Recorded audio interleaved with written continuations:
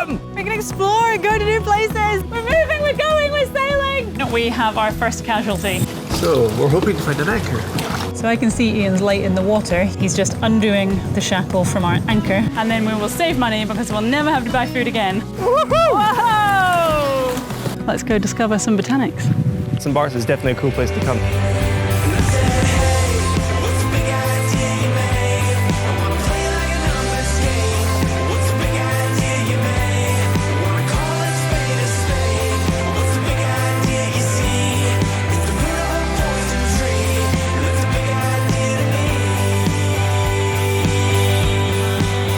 It is time to leave. First things first, we have to check out. So we're going to head into Island Waterworld, which is a chandlery chain here, and they're kind of prevalent throughout the Caribbean. And they can let us check out there. And then we're going to start heading our way around. Quite a few things to get done today, but I'm just super excited to get the sails up and get going again because it's been too long. We can go! Freedom! We can explore and go to new places. It's so good. So yeah, that was dead easy. As before, we just go to the computer at the back. We did our full checkout procedure. Well, you did, because it's in French. Yeah. And then they said, yeah, if you want to go to the next place, if it's French, you just go to another computer and do it all again. Perfect. Easy. So today we're going to head up around the north of the island to Tintamar, where we've been before. And then from there, we're going to cut down the windy side of the island, the windward side, which takes us to the island of St Barth. Or Barths, as our Argentinian friends love to call it. Maybe that's right, I don't know. So it's going to take us a couple of hours, but it's a nice way just to shake out the nerves and get the sails up again and know that we're comfortable, you know? It's been a long time here, way too long. We don't stay in places, we don't want to stay in places this long. So to get away, it's a weird mix of exciting and kind of weird feeling. It's like we're not quite in our skin right now because we probably stayed too long and it's become a bit too much like home. Time to go.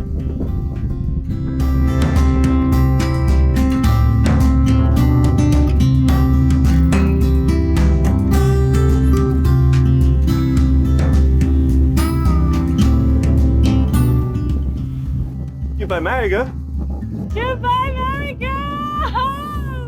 It's been a long time coming. So long. Definitely been here too long when you can go down the street and people start waving and saying hi, your name and everything. Yeah. You've been here too long. Yeah. Yeah, we don't actually get to know people. Oh, what? Come on. Oh, never. I was just saying, it's weird though, because when we arrived here, this bay was so full, we anchored up in the top of the bay in Gallas. Now there's what, 25, 30 boats? I know, it definitely makes us feel like we've missed our window. Well, the 30 knot winds might indicate that too a little bit. But Ian has decided that proper offshore sailors need to also be fishermen. So he reckons that if we get a fishing line, we will definitely catch fish, and then we will save money because we'll never have to buy food again. So I've let him try and prove a point, and he's going to try it out now. So, talk us through, oh great fisherman. What do we have? well, from my many years of wisdom. No, so while we've been in Marigot, while we've been in St Martin, we went over to Island Waterworld with a guy called Rene, who anyone who's been here knows Rene, I think. He runs Island Waterworld on the Dutch side, and he is such a knowledgeable and willing to share character that he was telling us about hand reel fishing. So supposedly with just this, we can catch wahoo and all the big fish that you see on everyone else's videos. Supposedly. So we've got a hand reel, we've got some line on it, I've got some bungee, and we have a lure who we need to christen. How do we christen him? Throw him in the sea? What's his name? Otherwise he's never going to catch anything. Are we calling him Harrison? Harrison, named after our most recent addition to the family. Our new nephew is called Harrison. So Harrison is going to bring us good luck. And then this setup, once I got it rigged up, is, I think it goes by the name of Cuban yo-yo. Okay. I think it's a Cuban yo-yo. So it basically will like make a noise when it catches the fish. And then when we bring the 8-meter wahoo on board, we need to make sure we have space in the freezer. Uh-huh. So yeah. Okay, good luck. Go Harrison, do us proud. Woo!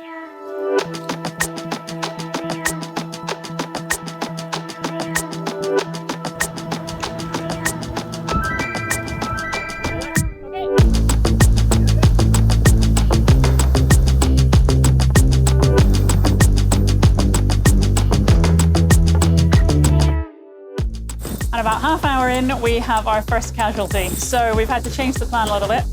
This is the furling line that comes from our head sail, and somehow it has been chafing on, we don't even know what yet. I'm guessing on the little lock that stops the head sail from unfurling anymore, but it's chafed right through the outer casing. We only put this new line on a few months ago, so we're really annoyed that we're gonna have to replace the whole thing. But we also don't really want to sail any further south with only having 2 reefs in the head sail and knowing that we kind of might be in a little bit of difficulty to furl it back in again. So I think what we're going to do is tack into the bay up here in Grand Casse, and then we can get a bus back down the French side, cross over to the Dutch side, go to Budget Marine and get some more line, and then we'll have to rerun it and then we can carry on.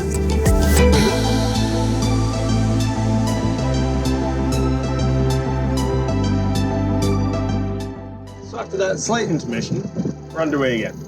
All right, take 2. We are now leaving Grand Casse and heading around to Tintamarre. The sun is kind of just heading towards the horizon. I think we've got about 2 hours before it's going to set, so we should get to there, just in time. We just have to hope that there's a mooring ball free. But all my anxieties have gone now. I was kind of making it a really big deal in my head this morning because we were leaving St Martin, and now I've just chilled out a little bit and gone, yeah, but we're only sailing a couple of hours. So that was probably quite good to have a little break. Don't tell Ian. Well, we just made it to Tintamarre before sunset. We had to moat the last little bit because we were running out of time. But the whole reason for coming here is that we're on a mooring ball and we have new anchor chains. So the best way we could figure out to change it while we're still in the water is to tie onto a mooring ball. We're going to dump out all of our old chain. We're going to dump our new stainless steel chain off the back because it happens to be here and it's heavy and we don't want to carry it to the bows.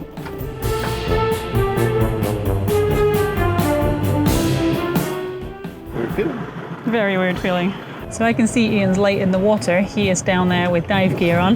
He's just undoing the shackle from our anchor, leaving that on the seabed, and then I'm going to pull up the old chain with the new chain attached to the other end, hopefully. It's so weird because I can hear all of the vibrations passing up through the chain. So Ian is there undoing the shackle and I can just hear it going.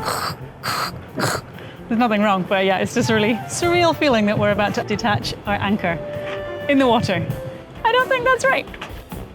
You can tell me if it ever appears chain at the end. Yeah. I expect it'll get super heavy. Like there.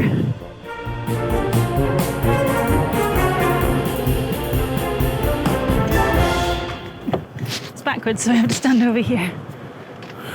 Explain yourself. Well, I can only tie 1 knot, other than a granny knot, or a very lovely bow, but I can only tie it if I stand the right side and all the lines are where I'm expecting them, so I just have to, it's like climbing into the map. Now that I'm this way around, it's absolutely fine. But try it any other way and I've not got a clue.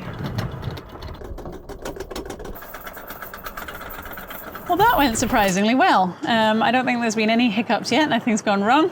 Final step, Ian's gonna jump back in the water and we've lowered the new chain just down to the bottom, and then he's just going to connect the shackle back onto the anchor. So hopefully the anchor is still there. Don't see why it wouldn't be, but you know. Left all alone. I know, so lonely at the bottom of the sea. So yeah, final stage, and then we're all done, and we have a brand new, totally not brand new, second-hand, left over from somebody else, but new to us, shiny, shiny stainless steel chain, which is awesome. So we're hoping to find an anchor somewhere near the anchor chain.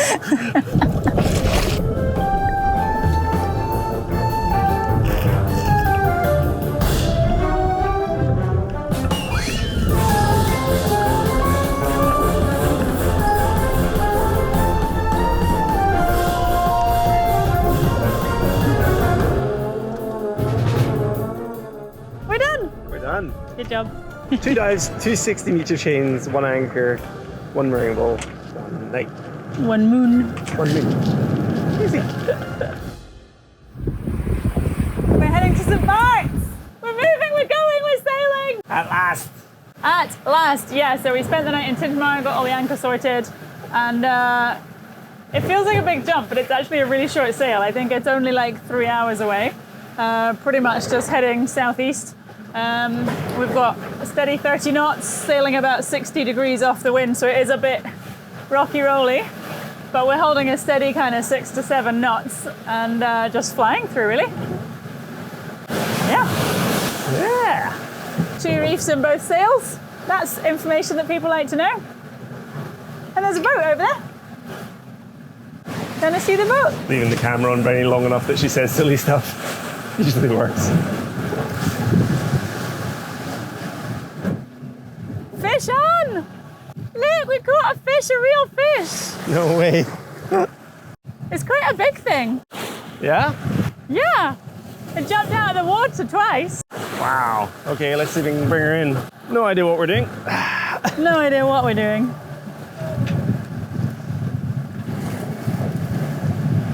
It's got a yellow tail and a green body. Look, look. That's a dolphin. No way.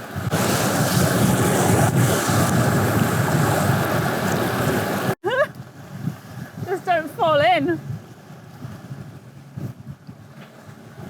Woohoo! Whoa! Get the towel on him. No! Oh no! No! Oh, I feel really bad about that. I feel really bad about the fish. Poor guy. Oh, Well, we nearly caught a fish. and now we know that Harrison works. Yeah. So we're kind of threading the needle now. Yeah, the exciting bit. Well, yeah. You nervous? Just because our 2 charts don't quite line up. So we're trying to get between 2 kind of rocky shoals. So one's an island, so a big rocky shoal, and one is less obvious.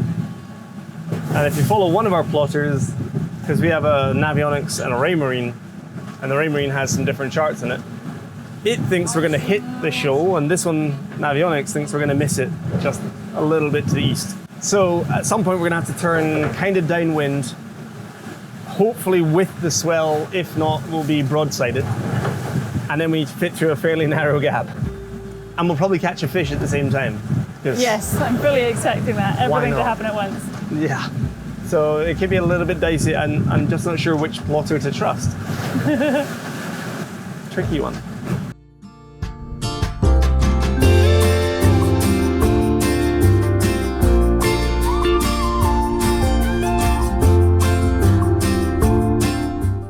So we're just arriving into St Barth now. We're going to head to the main port of Gustavia.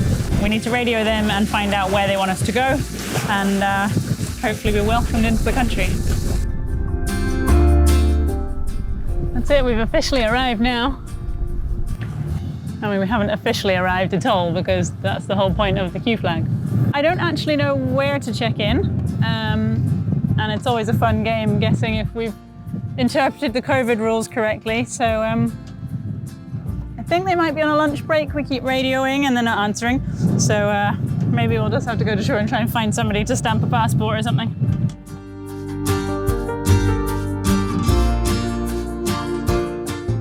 We made it to Gustavia. So far, it's definitely known as being like the Monaco of the Caribbean, and I think I can tell why. The bay here is absolutely stunning, and it's only got like 2 or 3 mega yachts. But every shop we've seen has been Gucci and Armani and all that sort of thing. Thankfully, we're not going to be doing any shopping while we're here. But we are going to go and try and find this fort that apparently has some great views over the bay. And there's like 4 or 5 forts, so we might just move between all of those and see what we can find.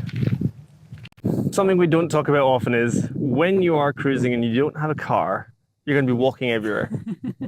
And just sometimes you'll get caught out with bad weather. Something we should be really more tuned into, given we sail all the time. It's fine, it's just a few raindrops. Just a few raindrops and some really big clouds. So we made it to the top of a hill with absolutely no shelter. And now we're just hiding behind this lighthouse, hoping that the rain clouds blow over the top of us and disappear off. So that we can actually see the view. That's it, we made it to a great viewpoint, we can't see anything. So yeah, bear with us. We'll try and get you something nice. There's cannons. So the rain has stopped, which is great, but it is still kind of cloudy. So you can't actually see the other islands, but I know they're there. So from the north, we just came from St Martin down to St Barth. And then if you look down to the south, on a good day, you would be able to see St Kitts and Nevis and the little island of St Anthony. So it's really cool to start feeling like we're part of a chain of islands and we're in the midst of things rather than just on one island with nobody near us, and we're just in the middle of nowhere. So yeah, it's going to be quite cool to start bobbing our way down the islands and stopping in along the way. I also need to apologise to St Martin for kind of dissing on their fort. What we have here in Scottish terms, and you can Google this if you don't know what it is, we have ourselves a bothy. I'm thinking it wasn't as grand as Edinburgh Castle, but yeah, having come here, and we've got a lighthouse and 2 cannons, which are made of foam and fiberglass. Yeah, St Martin, you did all right.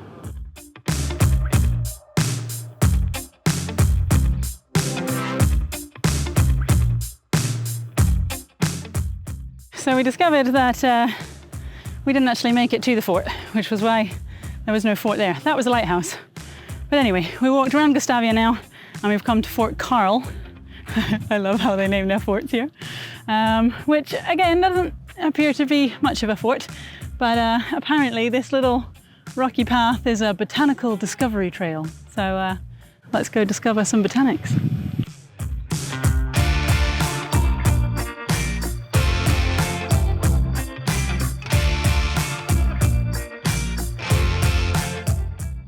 So having been built in the late 1700s, this fort just fell into disrepair as it wasn't used, and nobody really thought to preserve it until relatively recently. So all that's left is this former flagpole. What a monument. You can just the other leg. 1, 2, 3. What are you seeing? Nesting birds! No, actually, that was a lie. Yeah, there's supposed to be some red-billed somethings nesting here, but I don't see them.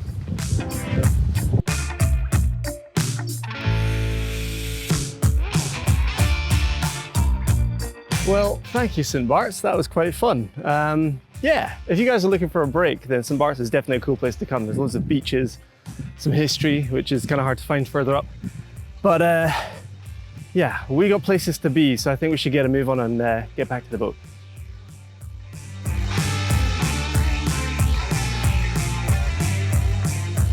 We haven't got much time left in the day. We're going to zip back to Indy.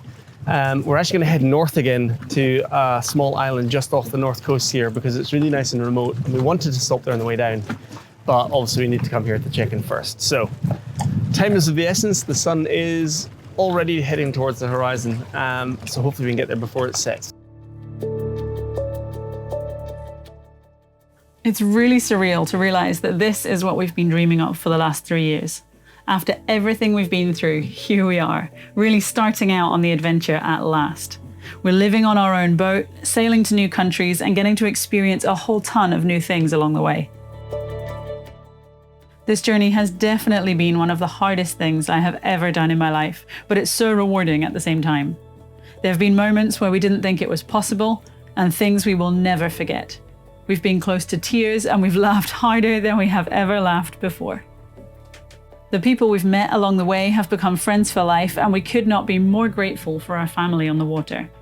We've already learned more than we could have imagined, and who knows what's coming next. But it's going to be so much fun finding out.